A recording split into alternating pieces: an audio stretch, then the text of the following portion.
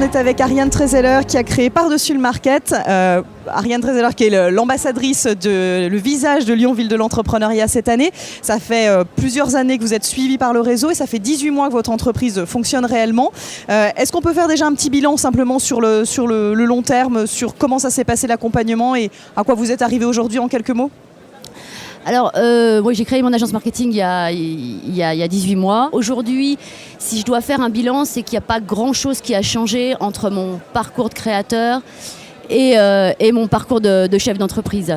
Être créateur ou être chef d'entreprise, pour moi, c'est apprendre, anticiper, c'est se nourrir son entreprise de projet, c'est de ne pas craindre de se remettre en question et considérer que rien n'est acquis. Donc aujourd'hui, les sujets du début sont toujours là, les fondamentaux. Alors certes, aujourd'hui, il y a quand même des nouveaux enjeux, parce que effectivement cette année, il y a 2 personnes qui intègrent l'agence, on déménage dans des nouveaux locaux.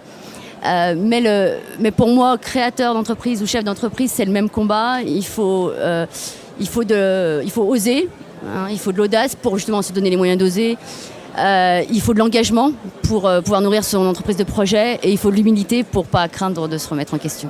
Alors on a parlé donc de l'accompagnement pendant toute la phase de création. Comme vous le disiez, il y a de nouveaux enjeux. Est-ce que ça justifie un nouvel accompagnement sur le long terme, une fois que l'entreprise fonctionne quand même ? Je suis dans le réseau de Nacre et en accompagnement, donc j'y suis depuis 2 ans en post-création. Ça me semble important parce que c'est se confronter régulièrement à un regard extérieur, c'est pouvoir sortir la tête de l'eau, sortir la tête du quotidien, c'est également gagner en compétences.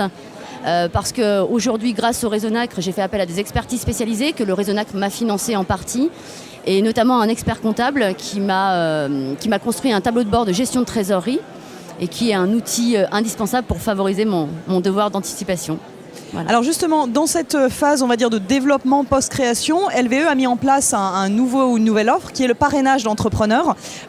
Potentiellement, vous pourriez devenir une marraine. Est-ce que ça vous intéresse, cet aspect-là de transmission dans la post-création de manière très personnalisée ?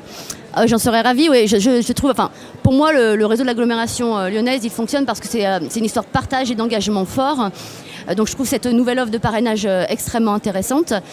Pour moi, un parrain, c'est pas forcément un expert de l'accompagnement. Il vient compléter le travail des experts de l'accompagnement. Il est là pour pousser le créateur à réfléchir sur son métier, à apprendre plus vite et peut-être aller un peu plus vite et un peu plus loin qu'il l'aurait fait seul. En tous les cas, c'est un engagement que je trouve fort et passionnant parce que ça apprend et aux parrains et aux filleuls à pouvoir prendre du recul sur sa propre situation. Et donc ça, c'est valable à toute étape de votre projet d'entreprise.